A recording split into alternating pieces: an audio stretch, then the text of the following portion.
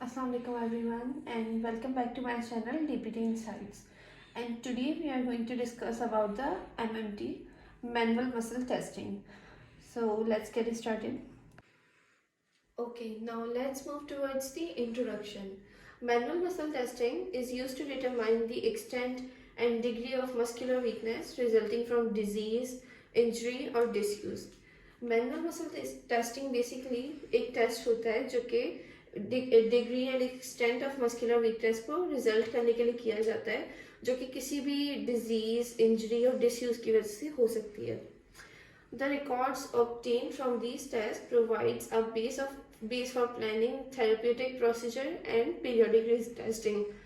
अब इनको टेस्ट करने के बाद क्या होता है, जब हमारे पास एक पेशेंट आता है, उसकी सर्जरी जब हो जाती है और जब उसको हम ट्रीट कर लेते हैं, उसके बाद हम उसकी ये मैनुअल मसल टेस्टिंग परफॉर्म करवाते हैं ताकि हम आगे के लिए प्लान कर सकें कि उसको मज़ीद आगे जो है हमें प्रोसीड करवाना है या फिर अभी उसके अंदर इतनी स्ट्रेंथ नहीं आई है या वो इतना रिकवर नहीं हुआ है कि वो मज़ीद आगे बढ़ सके. तो ये इसलिए परफॉर्म करवाई जाती है. Now, definition of the MMT. Manual muscle test (MMT) is procedure for the evaluation of strength of individual muscle or muscle group. एक इंडिविजुअली जो है फॉर सपोज बाइसेप है या ट्राइसेप है या फिर हमारे जो है रोटेटर कफ मसल्स होते हैं, इस तरीके से वो पूरा एक ग्रुप है. हम इनको जो है इवेल्युएट करने के लिए ये प्रोसीजर जो होता है, इनकी स्ट्रेंथ को इवेल्युएट करने के लिए ये प्रोसीजर करवाया जाता है, जिसको मैनुअल मसल टेस्टिंग कहते हैं. Based upon the effective performance of a movement in relation to the forces of gravity or manual resistance through the available range of motion. मतलब कि हम इसको मैनुअली परफॉर्म करवाते हैं और या फिर जो फोर्सेस ऑफ ग्रेविटी होती है ना, उसके थ्रू हम लोग रेंज ऑफ मोशन वाली एक्सरसाइजेस परफॉर्म करवाते हैं और उससे हम इसको टेस्ट करते हैं. Okay, so our next point is why MMT is performed. ये वाला क्वेश्चन जो है हमसे वाइवा के दौरान भी पूछा जा सकता है. तो to get some answer such as is the particular muscle is normal, कि जो मसल है अब वो नॉर्मल है या नहीं. इज इट वीक, अगर वीक है क्या ये वीक है, और अगर वीक है तो कितना वीक है, और या अब ये स्ट्रॉन्ग इनफ है, अगर स्ट्रॉन्ग है तो कितना स्ट्रॉन्ग है. Is it weak on both side, मतलब बायलैटरल सिमेट्रिकल जो होता है वो है, या is it weak only on one side unilateral. तो ये कुछ आंसर्स हैं जो कि आपको याद होने चाहिए, हमसे वाइवा के दौरान भी पूछे जा सकते हैं. अब हम देखते हैं कि एमएमटी को किस तरह के पेशेंट्स पे परफॉर्म करवाया जाता है. MMT for various patients with stroke. जो स्ट्रोक के पेशेंट होते हैं हमारे पास नंबर 1 पे वो आते हैं, और जिनको स्पाइनल कॉर्ड इंजरी हो जाती है और जो स्पोर्ट्स इंजरी होती है, जो हमारे स्पोर्ट्समैन होते हैं अक्सर उनको स्पोर्ट्स के दौरान काफ़ी ऐसी इंजरीज होती है जिसमें हमारा फिजियोथेरेपिस्ट की उनको ज़रूरत पड़ती है. उसके बाद हम उनकी एमएमटी भी परफॉर्म करवाते हैं. जब वो रिकवर हो जाए उसके बाद हम टेस्ट करते हैं उनकी थ्रू एमएमटी. और जिनको फ्रैक्चर हुआ उन लोगों को भी, और जो गेट एंड बैलेंस प्रॉब्लम होती है इन ओल्डर एडल्ट.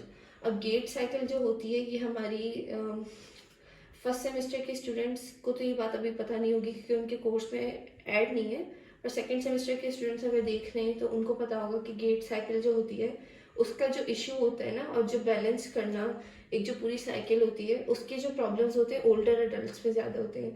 तो ये हम उनके लिए भी परफॉर्म करवाते हैं.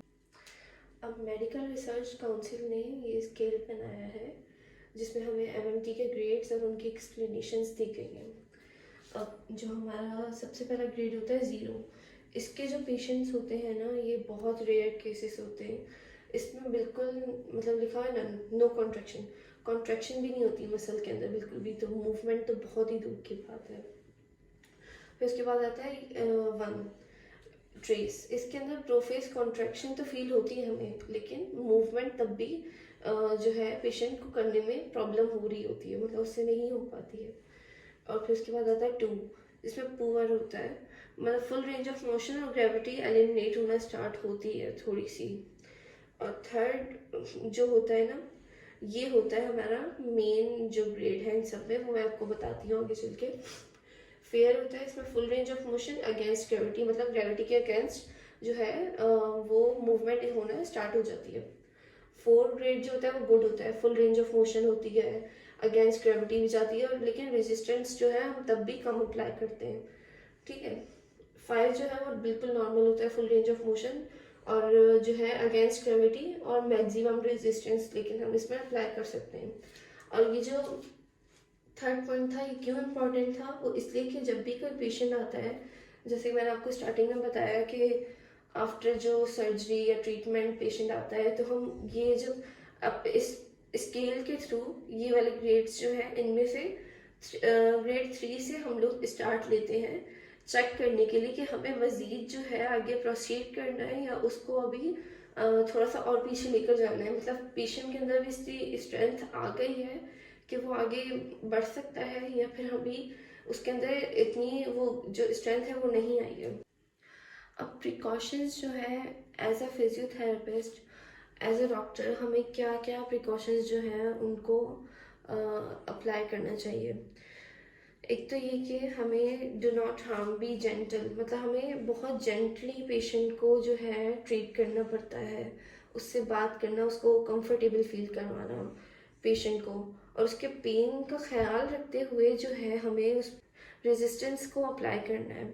मतलब ऐसे नहीं कि भाई आप पेशेंट का पेन आप उसका ख्याल नहीं रखो और आप बस रेजिस्टेंस अप्लाई करो, ये नहीं, ये चीज़ें हमें देखते हुए चलना पड़ेगा। पेशेंट जो है उसको एक कंफर्टेबल एनवायरनमेंट जो है प्रोवाइड करना होगा, और हमें ये पता होना चाहिए कि हमें रेंज ऑफ मोशन किस तरीके से अप्लाई करनी है, ठीक है। और जो है बाकी एक्यूरेटली इसको अप्लाई भी करना आना चाहिए हम लोगों को। तो ये कुछ पॉइंट्स हैं जो एक अच्छे डॉक्टर को, एक अच्छे फिजियोथेरेपिस्ट को पता होने चाहिए, ताकि हमारा पेशेंट जो है कंफर्टेबली अपनी कंडीशन को एक्सप्लेन भी कर सके।